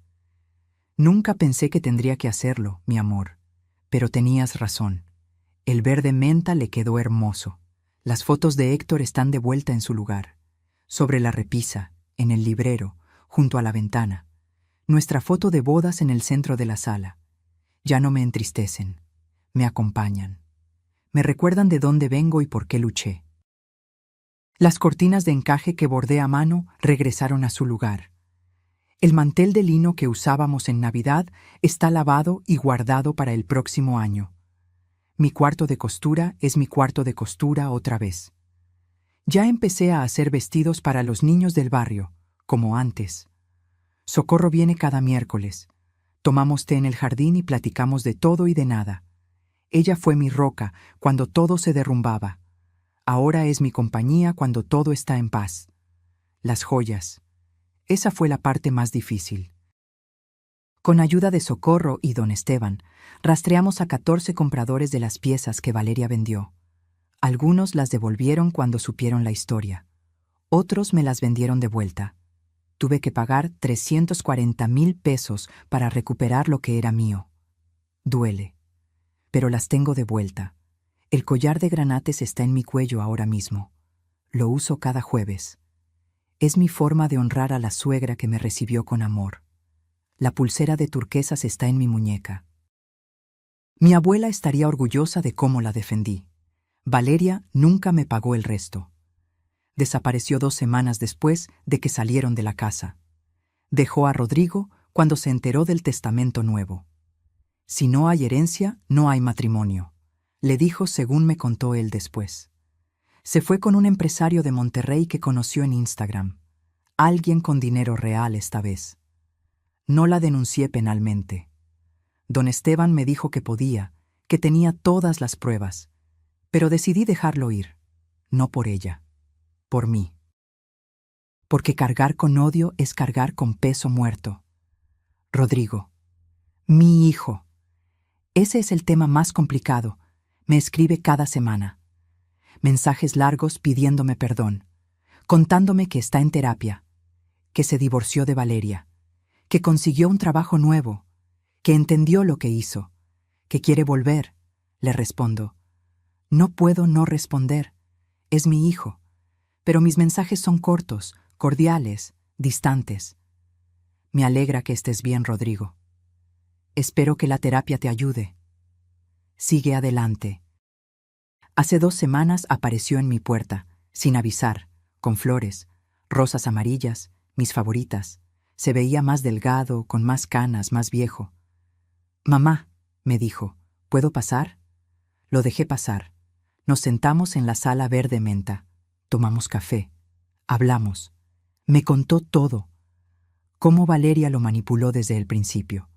Cómo ella pagó las tarjetas de crédito que él usó para el negocio fallido con amenazas de dejarlo. Cómo lo hizo sentir que nunca sería suficiente sin dinero. Cómo lo convenció de que yo era el obstáculo entre ellos y la felicidad. Pero eso no me exculpa, dijo con lágrimas en los ojos. Yo tomé las decisiones. Yo te fallé. Yo permití que te humillaran en tu propia casa. No lo abracé. Todavía no puedo. ¿Qué quieres, Rodrigo?, le pregunté. Quiero ser tu hijo otra vez, no el que espera herencia, el que te cuida porque eres mi mamá. Entonces, demuéstralo, con tiempo, con acciones, no con palabras. Se fue con esa respuesta. Vuelve cada domingo. Toma café conmigo. No hablamos de la casa, ni del dinero, ni del pasado. Hablamos de cómo está el jardín, de las noticias, del clima.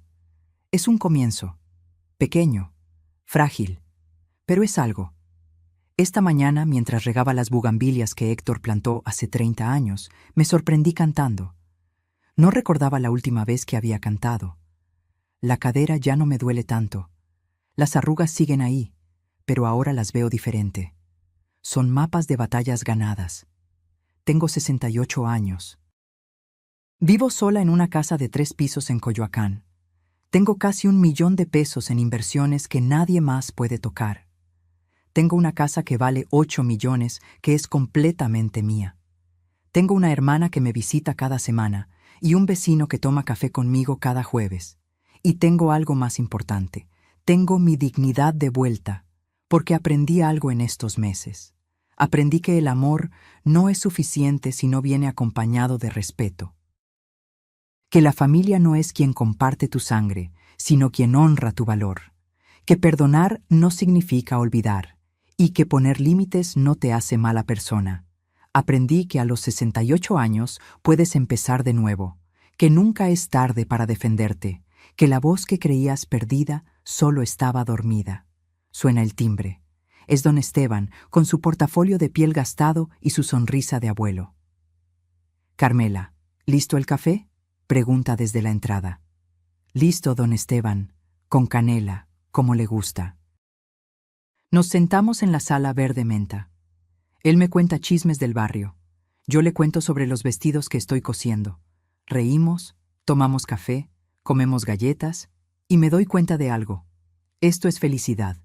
No la felicidad de telenovela con finales perfectos.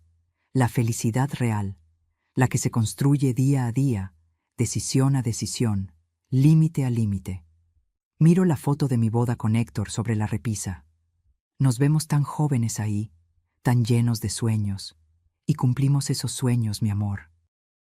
Construimos esta casa, criamos a nuestro hijo, vivimos 42 años de amor, y ahora yo sigo, sola pero no vacía, libre pero no perdida, con cicatrices pero también con fuerza, porque la verdadera riqueza no está en lo que posees, sino en lo que no permites que te quiten, y a mí ya no me quitan nada. Si esta historia tocó tu corazón, déjame un comentario contándome desde dónde la estás viendo. Me encantaría saber que estas palabras llegaron a ti. Dale like si crees que la dignidad no tiene edad y suscríbete para seguir escuchando historias de vida como esta, porque todas merecemos recordar que nunca es tarde para recuperar nuestra voz. ¿Alguna vez has tenido que poner límites difíciles con tu familia? Cuéntamelo en los comentarios. Tu historia también merece ser escuchada. Fin.